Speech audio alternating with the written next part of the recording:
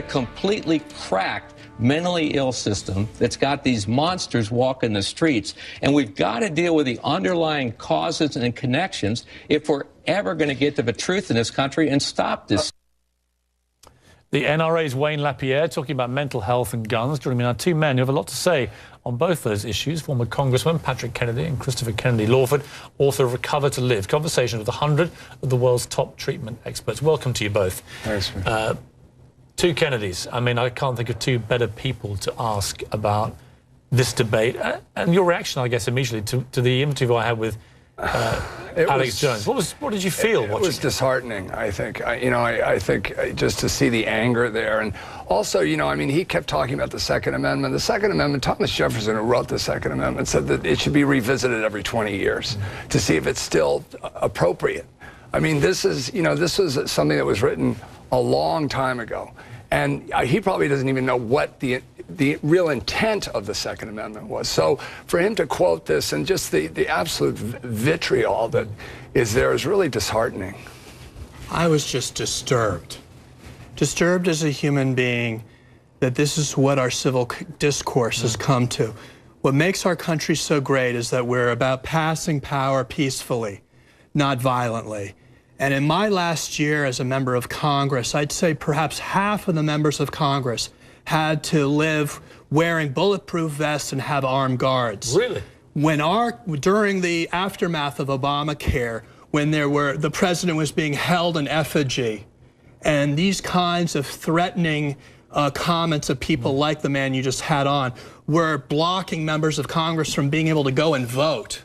You may recall of that. Yeah. And people like John Lewis were being called epithets, racial epithets. And this wasn't just isolated. This was happening both in our nation's capital and around the country. We've had a devolving of the civil discourse in our country, whether it's guns or it's this issue of mental health or anything that's a hot button issue where we can't talk to one another. And that, I think, is the more disruptive, disturbing thing that, I mean, I felt threatened when he was threatening you.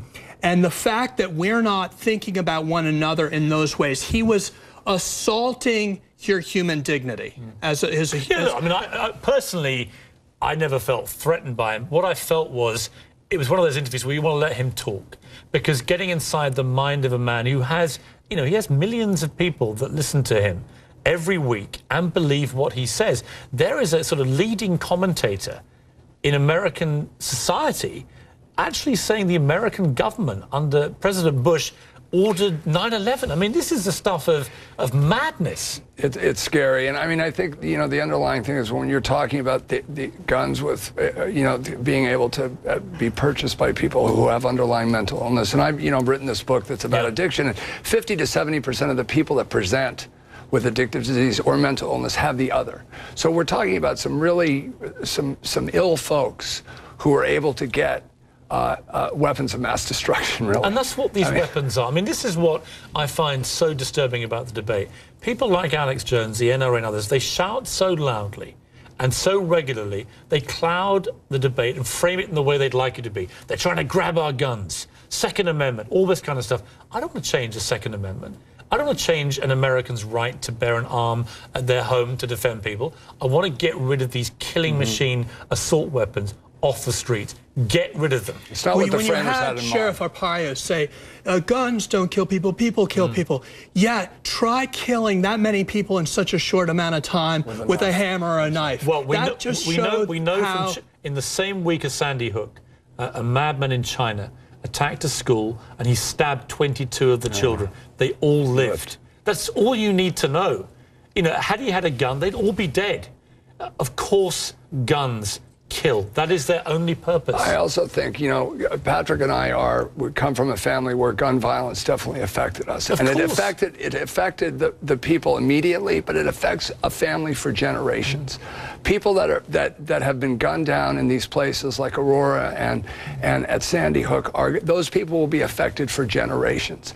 And to see the lack of compassion by folks who are demanding their right to be able to have these guns for those that are suffering is Are you surprised that following the assassinations of John F. Kennedy, of Bobby Kennedy, that we are in a position in America now where these kind of lawless mass shootings are happening with regularity and no one is doing much about it?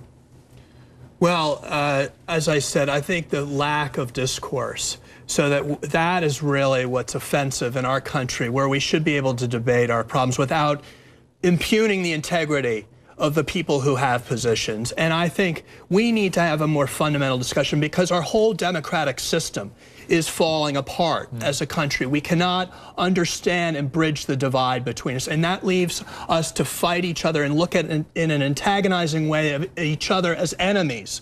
I think that's a fundamental problem. I think this gun issue is sparking this, but you can see all around our democracy is in peril right now. And it's that kind of fear, vitriol, paranoia that's substituting for debate in our country. And it has very real consequences because what happens, as we saw in December, is that America then has a surge in sales of these assault weapons and ammunition.